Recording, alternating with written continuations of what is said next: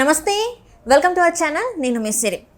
Hyper ఆది ఇంకా సుధీర్ మీద రోజా గారు అయితే కొన్ని సంచలన వ్యాఖ్యలు చేశారు. వాళ్ళంతా డబ్బుల కోసం ఆర్టిస్టులుగా అండ్ వాళ్ళు ప్రచారం చేస్తున్నారని చెప్పేసి మాట్లాడడం జరిగింది. అయితే దీనికి గెటప్ సీన్ మాత్రం అదిరిపోయే కౌంటర్ ఇచ్చారు రోజా గారికి. సో ఈ అంశాన్ని మనకు వివరించడానికి మనతో పాటు ఉన్నారు ప్రముఖ రాజకీయ విశ్లేషకులు అంకమరావు గారు. నమస్కారం సార్.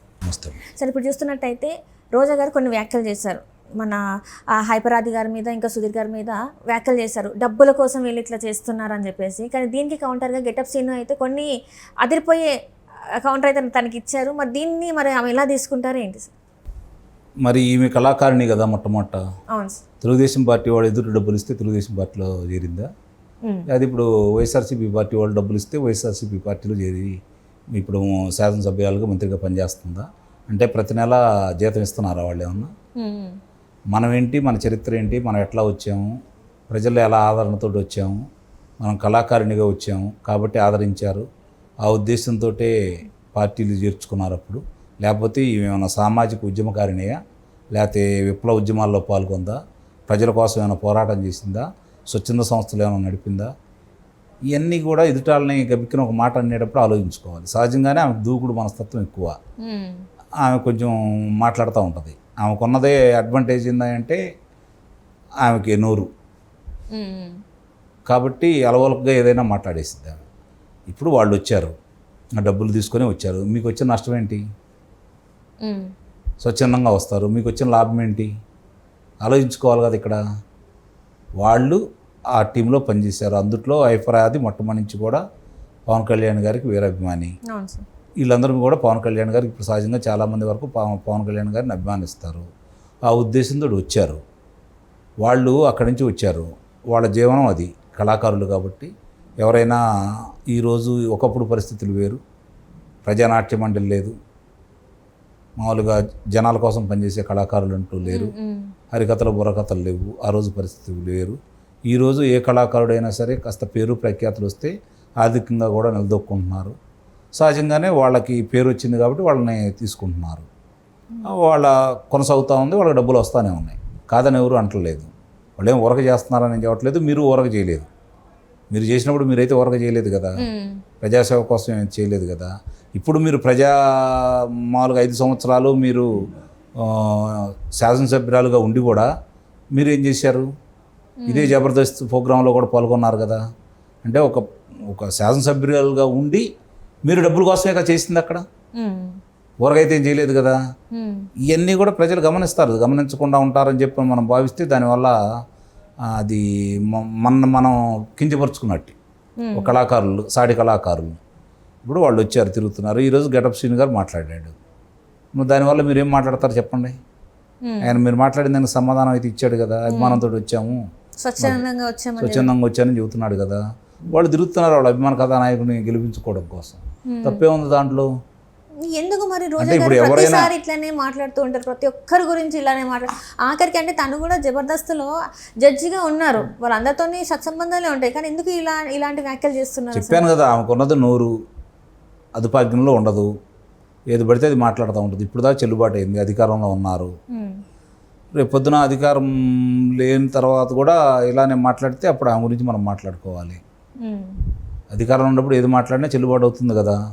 సహజంగా ఇప్పుడున్న ఈ ప్రభుత్వంలో వాళ్ళ మాటే వేదం అవుతుంది. వాళ్ళు తప్పు చేసినా ఒప్పు చేసినా రక్షక భటులు వాళ్ళని రక్షిస్తూ ఉన్నారు, ఎదుటాలను భక్షిస్తూ ఉన్నారు, చూస్తూనే ఉన్నాం. ఇప్పుడు దాకా వాళ్ళు ఆడింది ఆట పాడింది పాటగా జరిగిపోతూ ఉంది. అట్లానే ఎవరు పెడితే వాళ్ళ మీద నోరేసుకొని మాట్లాడుతూ ఉన్నారు, స్థాయి మర్చిపోయి. ఎవరైనా సరే, వాళ్ళు వీళ్ళు కాదు, ఏ పార్టీ వాళ్ళైనా అలా వ్యక్తిగత విమర్శలు చేయడం అనేది తప్పే నా భావన. ఒకళ్ళని సమర్థించట్లేదు, ఒకళ్ళని వ్యతిరేకించట్లేదు నేను. కానీ మాట్లాడుకునేటప్పుడు ఇప్పుడు వాళ్ళు ఎందుకు వచ్చి వాళ్ళ అభిమానం కొద్దీ వాళ్ళు ప్రచారం చేసుకుంటున్నారు. ప్రచారం చేసుకుంటే వాళ్ళ మాటలు నమ్మితే వాళ్ళకు ఓట్లేస్తారు. మీరు మంచి పనులు చేశారనుకుంటే మీకు ఓట్లేస్తారు. మీరు ఈ సమాజానికి, ఈ రాష్ట్రానికి, ప్రజలకి మీరు విపరీతమైన మేలు చేశారని ప్రజలు భావిస్తే మిమ్మల్ని గెలిపిస్తారు కదా. దానికి అంత ఉలికిపాటు ఎందుకు? ఎదుటాల గురించి మాట్లాడుకోవడం ఎందుకు? ఎవరైనా సరే వ్యక్తిగత దోషంలో లేకపోతే వ్యక్తిగతంగా మాట్లాడుకోవటాలు, తిట్లు, దండకాలు ఇవన్నీ మంచి పద్ధతి అయితే కాదు కదా. రోజా గారి గురించి మనం ప్రత్యేకంగా ఇందానే చెప్పినట్టు ఆమె గురించి ప్రత్యేకంగా చెప్పుకోవాల్సిన అవసరం ఏం లేదు. ఆమె గురించి ప్రజలకు ఎవరికి తెలియని విషయం ఏం కాదు. కళాకారిణి కదా, అందరికి గుర్తింపు వచ్చింది. ఆ అదృష్టం కొద్దీ ఇప్పుడు ఒకసారి శాసనసభ్యురాలైంది, రెండోసారి గెలిచి ఇప్పుడు మంత్రిగా కొనసాగుతూ ఉన్నారు.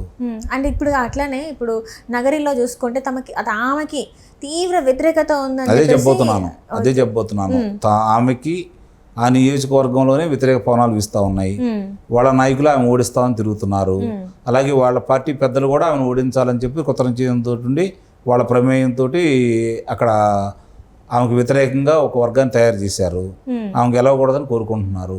ముందు అవి సరి చేసుకోండి. ఇంతమంది మీ మీద ఎందుకు వ్యతిరేకిస్తున్నారు, మీ పార్టీ వాళ్ళు మిమ్మల్ని ఎందుకు వ్యతిరేకిస్తున్నారు, అది తెలుసుకుంటే ఆమె తత్వం బోధపడుతుంది. క్షవరం అయిన తర్వాత ఎవరం వచ్చినా ఉపయోగం లేదు కదా. ఇప్పుడు చూస్తున్నట్టయితే సార్, ఇప్పుడు వైసీపీకి చాలా వరకు చూస్తే ప్రజల్లో వ్యతిరేకత ఉంది. ఇలాంటి టైంలో తను ఇలా బిహేవ్ చేస్తే ఇంకా వ్యతిరేకత తను తీసుకున్నట్టే కదా. ప్రజల నుంచి ఆమె మంచి సానుకూల స్పందన తెచ్చుకోవాలి, కానీ ఇలా మాట్లాడి ప్రతిసారి ప్రజల మీదకి వెళ్ళడం, లేకపోతే మీడియా మీదకి మాట్లాడడం, లేకపోతే ఇట్లాంటి కళాకారుల మీద మాట్లాడడం వల్ల ఇంకా నెగిటివిటీ ఎక్కువ పోగు చేసుకునే అవకాశం ఉంది కదా. అది ఎందుకు తను గ్రహించలేకపోతుంది? ఆమె ఏమనుకుంటుందంటే నన్ను ఎటు ఓడిస్తున్నారు నా పార్టీ వాళ్ళు, అసలు ఈ పార్టీ ఎందుకు గెలవాలని చెప్పని అట్లా చేస్తుందేమని ఎందుకు అనుకోకూడదు? పార్టీని ముంచేయడానికి అంతే కదా. మరి తన్నెటు గెలవనీయట్లేదు కదా పార్టీ వాళ్ళు. కాబట్టి ఈ పార్టీలో వాళ్ళు మిగిలిన వాళ్ళు ఎందుకు గెలవాలి?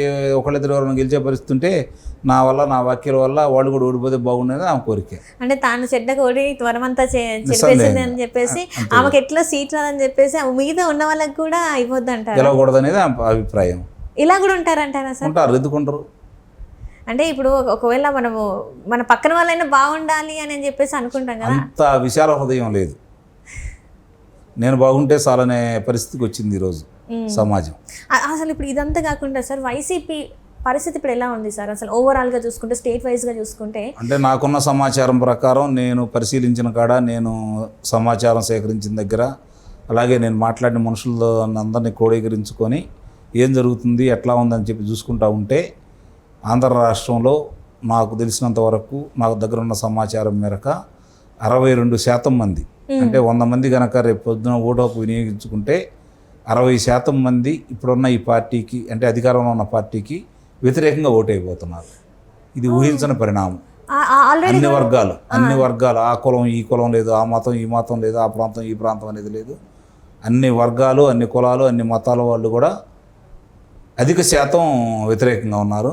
గతంలో ఆయన గంపగుత్తుగా వేసిన కులాలు, మతాల వాళ్ళు కూడా ఈరోజు పునరాలోచనలో పడ్డారు.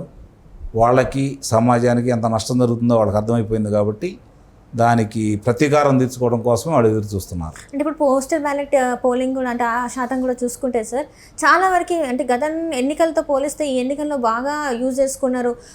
చూస్తే ప్రభుత్వ ఉద్యోగులు ఎవరైతే ఉన్నారో వాళ్ళు బాగా దీన్ని ఈసారి ఎట్లయినా చేసి మా ప్రభుత్వం మారాలి అన్నట్టుగా వాళ్ళు కోరుకుంటున్నట్టు తెలుస్తుంది. మరి మారే అవకాశం ఉందంటారా? ఇప్పుడు ప్రజల అభిప్రాయం ప్రకారం ప్రభుత్వం మారిద్ది. ఇప్పుడు మీరు ఉద్యోగస్తుల గురించి అన్నారు కదా, ఉద్యోగస్తులకి ఇచ్చినటువంటి ఓట్లు వేసే పత్రాలకు సంబంధించి అవి కూడా విలువ లేని అని చెప్పని వినిపిస్తున్న మాట. ఎందుకంటే గెస్టెడ్ ఆఫీసర్ సంతకం పెట్టిన తర్వాత దాని మీద సీల్ స్టాంపు అవి లేకుండా అందజేశారని, అత్యుత్సాహం కొద్దీ వీళ్ళు చూసుకోకుండా ఓట్లు వేశారని సమాచారం అందుతుంది. అది నిజంగా అయితే విజయం సాధించినట్టే కదా. ఇలాంటి ప్రయోగాలు ఇంకెన్ని చేస్తారో చూడాలి.